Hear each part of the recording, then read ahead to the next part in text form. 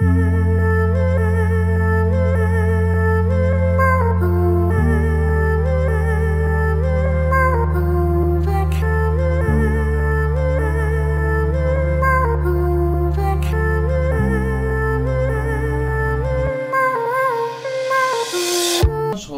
সবচেয়ে জনপ্রিয় একটি প্রোডাক্ট, সেটা হচ্ছে ছোট্ট একটি মিনি স্পিকার D7। আপনারা D7 সম্পর্কে অনেকে অবগত আছেন, আর যারা এই D7 সম্পর্কে অবগত নাই তাদের জন্য আমার আজকের এই রিভিউটি। তো আশা করি ভিডিওটি আপনাদের ভালো লাগবে। আমি আজকের ভিডিওতে D7 সম্পর্কে বিস্তারিত আলোচনা করব, কিন্তু D7টি আপনি কিভাবে ইউজ করবেন সেটি সম্পর্কে আপনার বেসিক নলেজ থাকতে হবে, তা না হলে আপনি অল্প সময়ে এটিকে নষ্ট করে ফেলতে পারেন। তো চলুন আমরা D7 সম্পর্কে বিস্তারিত রিভিউটি আপনাদেরকে দেখাই। বেশ, দেখতে পাচ্ছেন আমার হাতে D7 মিনি স্পিকারটি। বর্তমান সময়ের কিন্তু এটি খুবই জনপ্রিয় একটি প্রোডাক্ট। বর্তমান বাজারে আপনি হট সেল বলতে পারেন এই প্রোডাক্টটি। এই প্রোডাক্টটি দামও কিন্তু খুবই সামান্যতম একটি নামমাত্র প্রাইস। তো এটি হচ্ছে হোলসেল প্রাইসে কিন্তু আপনি অনলি 300 টাকায় কিন্তু এই প্রোডাক্টটি পেয়ে যাবেন। তো আমি প্রোডাক্টটি আনবক্সিং করি, আপনারা দেখতে থাকুন। প্রথমে আপনি যখন প্রোডাক্টটি আনবক্সিং করবেন তখন কিন্তু প্রোডাক্টটি দেখতে ঠিক এইরকম থাকবে। তো আমি দেখাচ্ছি আপনাকে, এখানে দুটি মিনি সাউন্ড বক্স রয়েছে। আমি আপনাদেরকে পলিটা খুলে দেখাচ্ছি।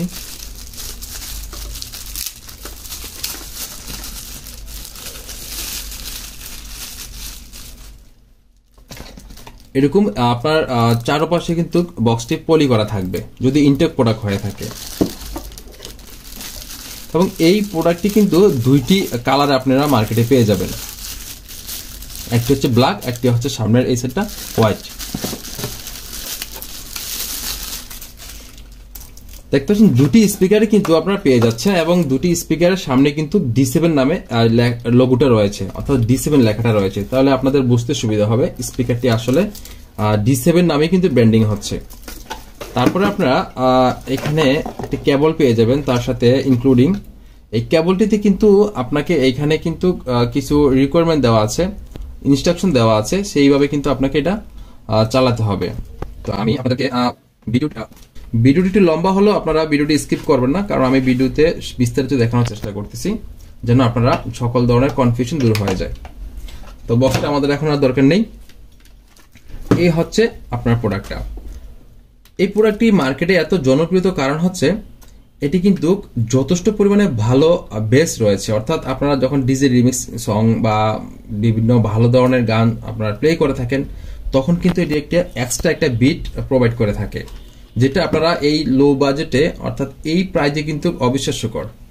তো তার সাথে আপনারা একটা USB কেবলের পোর্ট পেয়ে যাবেন, আর একটি হচ্ছে আপনার অডিও কেবল, অর্থাৎ দুটি কেবলই কিন্তু একটি কেবলের সাথে সংযুক্ত করে দিয়েছে। তো এখন আমরা দেখব যে এটির স্পিকারের সাউন্ড কোয়ালিটিটা কেমন। তার আগে আমরা আরেকটি বিষয় জেনে নেব, সেটি হচ্ছে যে আমরা অনেকেই D7 সম্পর্কে যে ব্যাড রিভিউটা রয়েছে সেটা কেন হয় সেটা সম্পর্কে আমরা একটু ধারণা দিয়ে থাকি।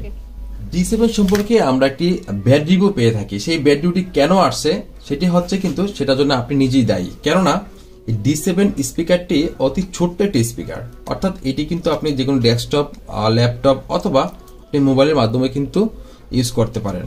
তবে এটা জেনে রাখা ভালো যে এটি কিন্তু ওয়্যারলেস স্পিকার নয়, সেটি কিন্তু মাথায় রাখবেন। এখন জানবো কেন হচ্ছে এই D7 স্পিকারটির ব্যাড রিভিউ হয়, অর্থাৎ এটির জন্য আপনি কেন দায়ী। সেটি হচ্ছে এই ধরুন আমার একটি অ্যাডাপ্টার, অর্থাৎ এটি আমার একটি মোবাইল চার্জার। আপনি কিন্তু এই পোর্টটিতে এই USB পোর্টটি কিন্তু আপনি সংযুক্ত করে কিন্তু এটাকে প্লে করতে পারবেন, অর্থাৎ আপনি এটাকে কানেকশন দিতে পারবেন, অ্যাক্টিভ করতে পারবেন। কিন্তু আপনাকে বুঝতে হবে যে আমার হাতে যে চার্জারটি রয়েছে সেই চার্জারটি কত ওয়াটের। মূলত এটি কিন্তু এই চার্জারটি OnePlus এর 65 ওয়াটের একটি চার্জার। এখন এই মিনি স্পিকারটিতে কিন্তু 65 ওয়াট বহন করার মতো ধারণ ক্ষমতা আছে কিনা সেটা কিন্তু আপনাকে বুঝতে হবে। যেহেতু আপনি একটি লো বাজেটের একটি স্পিকার, সেক্ষেত্রে কিন্তু এখানে আপনাকে তো হাই রেজুলেশন একটা 65 ওয়াটের চার্জিং রেজুলেশন আপনাকে সাপোর্ট নাও করতে পারে। এখন আমি যদি এই 65 ওয়াটের চার্জারের USB কেবলটা যদি কানেকশন করে যদি আমি এটাকে প্লে করি, যে কোনো সময় কিন্তু এটাকে মানে চাপ নিতে না পারে কিন্তু গরম হয়, সেটা ব্লাস্ট হয়ে যেতে পারে অথবা স্পিকারটা কেটে যেতে পারে। সেজন্য কিন্তু স্পিকার কোম্পানি কিংবা D7 এর যে প্রোভাইডার রয়েছে সে দায়ী নয়, সেটার জন্য কিন্তু আপনি নিজেই দায়ী, এটা মাথায় রাখবেন। বাজারে আপনি কম মূল্যে এরকম অ্যাডাপ্টার পেয়ে যাবেন, যার ওয়াট আপনার 5 এম্পিয়ার বা আপনার 10 ওয়াট বা 20 এরকম চার্জার কিন্তু অ্যাভেলেবেল পেয়ে যাবেন। সেখানে কিন্তু আপনি এরকম একটা নর্মাল চার্জারে কিন্তু আপনি সংযুক্ত করে কিন্তু আপনি এটাকে চালাতে পারেন। এই বিষয়টি অবশ্যই মাথায় রাখবেন। আচ্ছা, এবার আমরা আমাদের স্পিকারের সাউন্ড কোয়ালিটিকে আমরা টেস্ট করে নেব।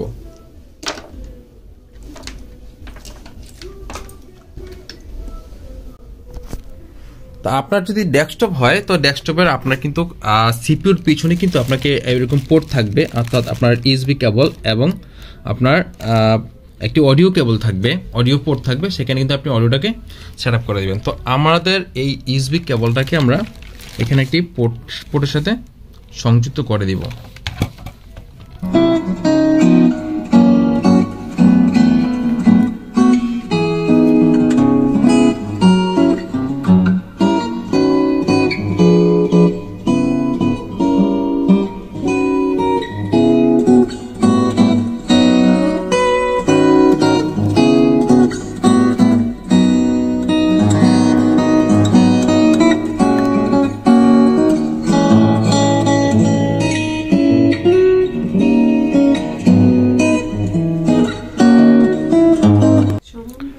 এ হচ্ছে আমাদের D7 এর সাউন্ড কোয়ালিটি।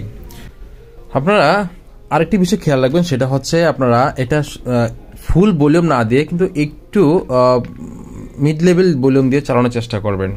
যদিও এরকম কোনো প্রবলেম আমরা ফেস করিনি, তবে